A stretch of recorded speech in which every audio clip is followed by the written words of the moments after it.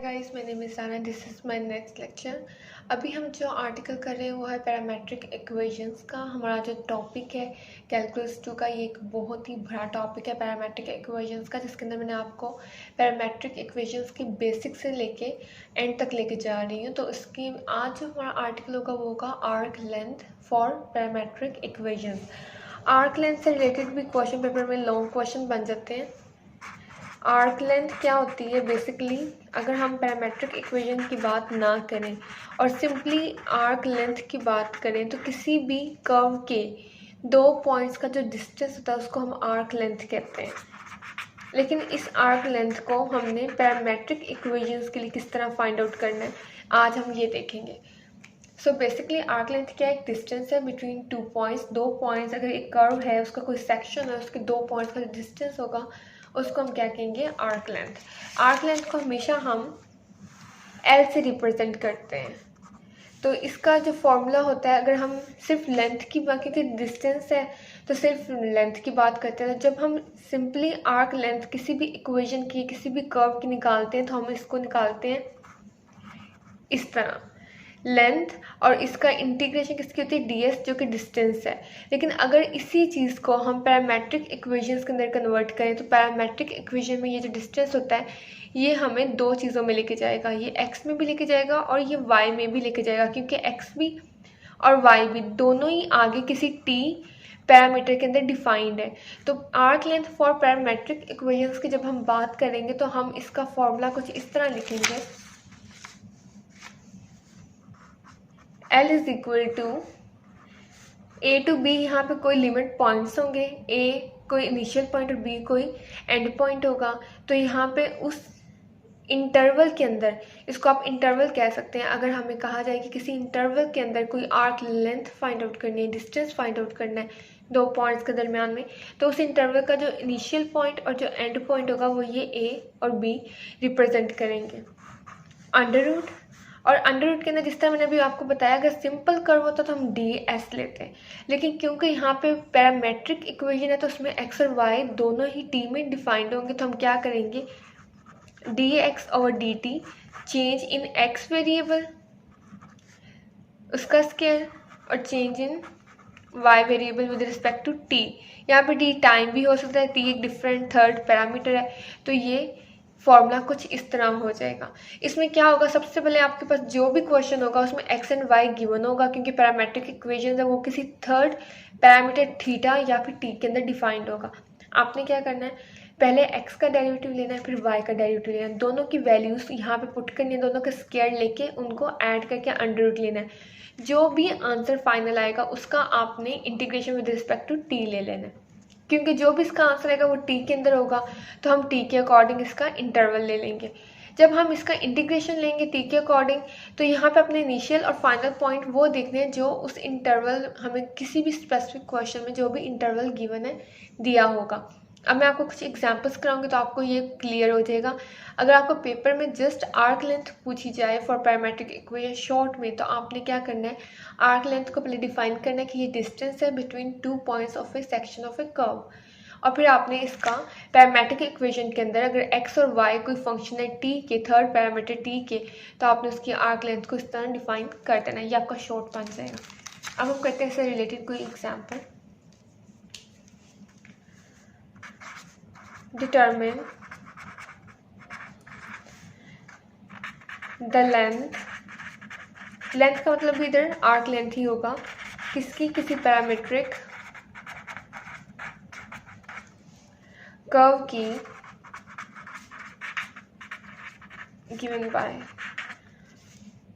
x is equal to 3 sin t and y is equal to 3 cos t।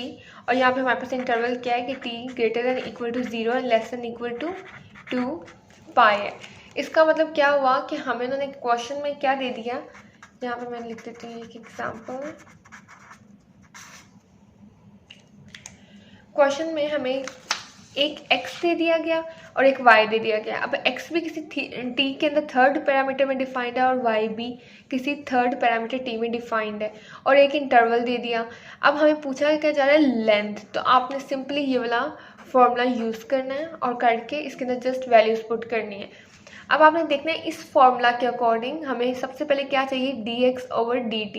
तो हम क्या करेंगे इस क्वेश्चन में, सबसे पहले क्या फाइंड आउट करेंगे, dx/dt।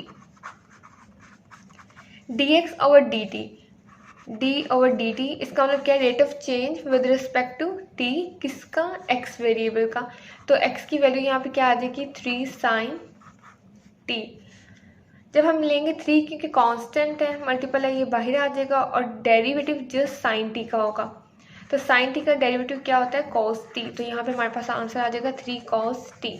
इसको हम 1 का नाम दे देते हैं। अब हमें क्या चाहिए, dy/dt। हमारे फॉर्मूला में dy/dt भी यूज़ हो रहा है, तो d/dt इंटू वाई। वाई की हमारे पास वैल्यू क्या है, 3 cos t। तो हम यहाँ पे y की वैल्यू लगाएंगे 3 cos t। 3 कांस्टेंट मल्टीपल है और डेरिवेटिव cos t का क्या आ जाएगा, माइनस साइन t। तो ये जब हम इसको सॉल्व करेंगे तो हमारे पास क्या आ जाएगा, -3 sin t। अब आपने क्या करना है, आपके पास फॉर्मूला के दोनों मेन पैरामीटर्स आ गए हैं, आपने इन दोनों की वैल्यूज़ को यहाँ पे पुट कर देना है। तो ऐसे हमारे पास किसके इक्वल हो जाएगा, a to b हम क्या लेंगे, यहाँ पे a क्या है, इनिशियल पॉइंट जो कि स्टार्टिंग पॉइंट 0 है, और b क्या है 2π जो कि एंड पॉइंट है। तो यहाँ पे 0 to 2π आ जाएगा, अंडर रूट dx/dt हमारे पास क्या था, 3 cos t square plus -3 sin t square into dt। यहाँ पे मैंने जस्ट अप्लाई किया है लेंथ का फॉर्मूला और उसको हम सिंप्लीफाई करेंगे। 0 to 2π अंडर रूट, जब हम इसको सॉल्व करेंगे 3 का स्क्वायर होता है 9 और cos t का स्क्वायर हो जाएगा cos square t plus minus का स्क्वायर हमेशा पॉजिटिव होता है, 3 का स्क्वायर 9 साइन स्क्वायर t। तो यहाँ पे आ जाएगा 9 साइन स्क्वायर t dt।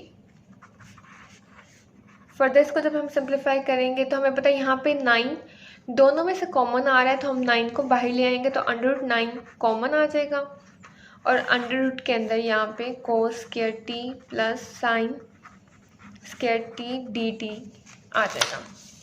अब यहाँ पे जो कॉमन मिस्टेक करते हैं स्टूडेंट्स क्या होती है, जब वो 9 को बाहर कॉमन निकालते हैं तो सिर्फ 9 को निकालते हैं, लेकिन वो भूल जाते हैं कि 9 के ऊपर अंडर रूट भी था। तो जब भी 9 बाहर आएगा तो अंडर रूट 9 बाहर आएगा, 9 अकेला बाहर नहीं आएगा। ये रूल होता है, अगर आपने किसी चीज़ को कॉमन निकालना और उसकी कोई पावर हो या उसके ऊपर अंडर रूट हो तो वो एज इट इज़ उस चीज़ के साथ बाहर कॉमन आती है। तो ये आपने इस तरह अंडर रूट 9 कॉमन निकाल लेना है। 0 to 2π 9 अंडर रूट इसका आ जाएगा 3 आंसर। और cos square t plus sine square t हमें पता है ये एक आइडेंटिटी है, cos square x plus sine square x is equal to 1 होता है। तो हम इसको अंडर रूट के अंदर 1 के इक्वल लिख देंगे। 3 क्योंकि बाहर कॉमन आ जाएगा, क्योंकि यहाँ पे इसके साथ मल्टीप्लाई हो रहा है तो ये कांस्टेंट मल्टीप्लाई, तो ये इसको हम बाहर निकाल लेंगे। 0 से 2π इसका ओवरऑल आंसर आएगा 1 dt। अब आपने इसकी क्या करनी है, इंटीग्रेशन। जब आप इसकी इंटीग्रेशन करेंगे तो आपके पास आंसर आ जाएगा 3 0 से 2π dt 3t और 0 से 2π इसका इंटरवल। 0 से 2π dt जब इसकी इंटीग्रेशन लेंगे t के अकॉर्डिंग, यहाँ पे 1 है तो यहाँ पे t आंसर आता है। ये इंटीग्रेशन के रूल्स हैं, ये कैलकुलस फॉर्म में मैंने आपको डिटेल में कराए थे। अगर आपको किसी को यहाँ पे आके इसमें मसला आ रहा है ये कैसे आंसर आ गया, आप वो देख सकते हैं, मेरे लिंक में भी मेंशन है वो सारी टॉपिक्स, तो आप देख सकते हैं कि मैंने इसको यहाँ पे कैसे लिख दिया। अब यहाँ पे हम टी में लिमिट किस तरह अप्लाई करते हैं, upper limit minus lower limit 3 × 2π, क्योंकि 2π माइनस 0 2π के इक्वल होगा तो यहाँ पे आ जाएगा 6π। तो ये हम आपके पास आ जाएगा इसका फाइनल आंसर। ये थी हमारी एक एग्जाम्पल। अब मैं आपको इसी से रिलेटेड एक और एग्जाम्पल कराऊंगी ताकि यही टॉपिक आपको अच्छी तरह समझ में आ जाए। नेक्स्ट एग्जाम्पल है, थोड़ी सी इससे मैं डिफरेंट करवाऊंगी ताकि आपको उस तरह की एग्जाम्पल्स को भी डील करना आ जाए। तो नेक्स्ट हमारे पास जो एग्जाम्पल है उसमें हमने क्या करना है, find length of parametric curve, जिसमें x जो है वो है 9t² और y जो है वो है 9t - 3t पावर क्यूब, और इसमें जो इंटरवल हमें दिया जाएगा वो क्या है, t > 0 < 4। क्वेश्चन पेपर में जरूरी नहीं यही सवाल आपको दे दिया जाए, क्वेश्चन पेपर में इस तरह के सवाल आपको आएंगे जिसमें एक इंटरवल होगा। अगर आपके पास इंटरवल इन केस नहीं है तो आप क्या करेंगे, जब इंटीग्रेट करेंगे जो भी फाइनल आंसर आएगा आप वहीं पे उसको आंसर दे देंगे। अगर आपके पास स्टार्टिंग और एंडिंग पॉइंट होंगे यानी इंटरवल होगा तो आप इंटरवल लगा के उसको इंटीग्रेट करेंगे। तो यहाँ पे वापस इंटरवल है तो हम क्या करेंगे, सबसे पहले तो हम लेंथ का फॉर्मूला लिखेंगे जो कि किसके इक्वल होगा, 0 से 4, क्योंकि हमारे पास इंटरवल क्या है 0 4, dx/dt square plus dy/dt square dt।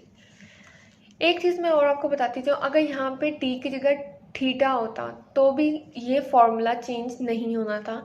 इस फॉर्मूला में बस t की जगह आपने d थीटा करना था, और यहाँ पे भी d थीटा और यहाँ पे भी d थीटा। इस तरह जो भी आपको थर्ड पैरामीटर दिया जाएगा क्वेश्चन पेपर के अंदर, आपने उसके अकॉर्डिंग इस फॉर्मूला को चेंज करना है। अगर यहाँ पे थीटा होगा तो यहाँ पे भी थीटा, यहाँ पे भी थीटा, यहाँ पे भी थीटा। अगर यहाँ पे कोई और पैरामीटर होगा तो वो ही इन तीनों जगह पे आएगा। xy² प्लस अंडर इंटरवल, ये सब कुछ ऐसे ही रहेगा, बस आप यहाँ पे चेंजिंग उसके अकॉर्डिंग करते जाएंगे। अब हमने क्या करना है, सबसे पहले dx/dt निकालना है। तो d/dt इंटू x, 9t² है तो हमें पता है कि 9 के कांस्टेंट मल्टीपल है, और t² का डेरिवेटिव क्या आ जाएगा 2t। तो इसको हम जब सॉल्व करेंगे तो हमारे पास 18t इसका आंसर आएगा। इसको आगे सॉल्व करते हैं क्वेश्चन को, तो हमारे पास क्या होगा, dy/dt किसके इक्वल होगा, d/dt इंटू y। y की वैल्यू हमारे पास क्या है 9t - 3t क्यूब। ये जो मैंने y की वैल्यू लिखवाई है वही मैं यहाँ पे लिख रही हूँ। जब हम इसको सॉल्व करेंगे तो 9t का जब डेरिवेटिव लेंगे तो 9 अकेला आ जाएगा, और जब 3t क्यूब का लेंगे तो 3t², 9 - 9t² हमारे पास dy/dt आ जाएगा। अब आपने क्या करना है, इसकी वैल्यूज़ को पुट करना है और सिंप्लीफाई करना है। इसकी सिंप्लीफिकेशन थोड़ी सी डिफ़िकल्ट लगेगी आपको, इसलिए मैंने ये वाला क्वेश्चन चूज़ किया। dx/dt का आंसर है 18t² प्लस 9 - 9t² का होल स्क्वायर इंटू dt। अब आपने क्या करना है, इन सबको सिंप्लीफाई करना है। क्वेश्चन बिल्कुल इजी है, आपने वैल्यूज़ पुट करनी है। बस सिंप्लीफिकेशन में हर क्वेश्चन की सिंप्लीफिकेशन जो होगी वो थोड़ी सी टाइम कंज्यूमिंग होगी, तो उसमें आपने घबराना नहीं है। 18t², जब 18 का हम स्क्वायर लेते हैं तो वो आता है 324t² प्लस, यहाँ पे ये अगर a है और ये b है तो यहाँ पे a - b का होल स्क्वायर फॉर्मूला ओपन हो रहा है जो कि इक्वल होता है, मैं यहाँ पे लिख देती हूँ a² - b का होल स्क्वायर इक्वल होता है a² - 2ab प्लस b²। उसी फॉर्मूला को हम यहाँ पे ओपन करेंगे तो a का स्क्वायर 9 का स्क्वायर आ जाएगा 81 - 2ab प्लस b²। तो यहाँ पे 9t² का 81t⁴ आएगा, क्योंकि t का स्क्वायर भी जब उसका स्क्वायर लेंगे तो t⁴ आ जाएगा dt। नेक्स्ट हम क्या करेंगे, 0 to 4 इसको मज़ीद सिंप्लीफाई कर रही हूँ मैं। 2 9 × 9 तो यहाँ पे हमारे पास आंसर आ जाएगा 162t² प्लस 81t⁴dt। इसको आप सॉल्व करेंगे तो यहाँ पे ये t² है और यहाँ पे ये t² है। जब आप इन दोनों को सॉल्व करेंगे तो इसका आंसर आपको आएगा 81। तो इसको हम कर लेते हैं, 324 162। तो जब हम इसको सॉल्व करेंगे तो 4 2 2 12 में से 6 के 6, ये 162 आंसर आएगा इसका, plus 81 plus 81t raised to power 4। जब नेक्स्ट हम इसको सॉल्व करेंगे तो इन सब में से मैं 81 कॉमन निकाल लेती हूँ, क्योंकि 81 भी कॉमन आ सकता है। तो 81 अंडर रूट कॉमन आ जाएगा, हमारे पास बचेगा क्या, 2t² प्लस 1 प्लस t4dt। इसको अब आप गौर से देखें, यहाँ पे अगर मैं इसको करूँ t² को a बना दूँ तो a का स्क्वायर प्लस b का स्क्वायर प्लस 2ab, ये फॉर्मूला यहाँ पे हम क्लोज कर सकते हैं। तो यहाँ पे ये वाला फॉर्मूला जब मैं क्लोज करूँगी तो मेरे पास आंसर आएगा 81 अंडर रूट, और जब हम फॉर्मूला क्लोज करेंगे तो t² प्लस 1 का होल स्क्वायर dt आ जाएगा। जब आप इसको ओपन करेंगे तो आप देखेंगे दोबारा से आपको वही इक्वेशन मिल जाएगी। यहाँ पे इसका 9 आ जाएगा आंसर, 0 से 4, और इसको जब हम सॉल्व करेंगे 2 से under root cancel out, t² plus 1 dt। 9 as it is, 0 to 4, t² plus 1, यहाँ पे एक टर्म ये है और एक ये, दोनों का dt है, तो दोनों का अलग अलग जब हम इंटीग्रेशन लेंगे तो t² की integration dt plus 9 0 to 4 1 dt। आप इंडिविजुअली इस तरह भी इंटीग्रेशन ले सकते हैं, आप इकट्ठा भी ले सकते हैं। अगर मैं इस स्टेप से इकट्ठा लेती तो कुछ इस तरह आनी थी, मैंने आपको ये बता दिया। आप इंडिविजुअल भी ले सकते हैं, और अगर मैं इकट्ठा कर लेती तो इसको सिंपली मैं ऐसे लिख सकती थी, t² की इंटीग्रेशन 3³/3 और 1 की इंटीग्रेशन t, और यहाँ से 0 से 4। इस तरह कर लेंगे, आपके लिए ज़्यादा ईजी हो जाएगा। तो मैं इस तरह ही कर रही हूँ, आप इस तरह भी कर सकते हैं, दोनों में आंसर चेंज नहीं होगा। t की जगह अपर लिमिट 4³ 4, फिर आपने क्या करना है, माइनस इसी पूरी टर्म में t की जगह 0 पुट करना है, माइनस इस t में भी 0 पुट करना है। 9 × 4 की पावर 3 इक्वल होता है 64 के,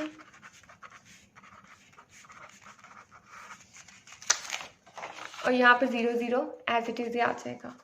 9 × अब आप यहाँ पे एलसीएम ले लें, 64 प्लस 12, जब आप इसको सॉल्व करेंगे तो यहाँ पे आ जाएगा 76/3, और आगे जब इसको आप सॉल्व करेंगे तो आपके पास टोटल आंसर आ जाएगा 228, क्योंकि 3 को 76 का मल्टीप्लाई करेंगे 228 आपके पास आंसर आ जाएगी। ये आपकी थी आर्क लेंथ। मैंने आपको एक क्वेश्चन करवाया है यहाँ पे एंगल में, साइन कोस में, और एक क्वेश्चन मैंने आपको सिंपली नंबर्स में करवा दी है। ये दोनों थी आज की एग्जाम्पल्स। अगर आपको ये लेक्चर अच्छा लगा तो आप इस चैनल को सब्सक्राइब और इस वीडियो को लाइक ज़रूर करें, लोगों के साथ शेयर ज़रूर करें, ताकि जो पर्पज़ है इन वीडियोज़ का वो कंप्लीट हो जाए। Thank you so much for watching.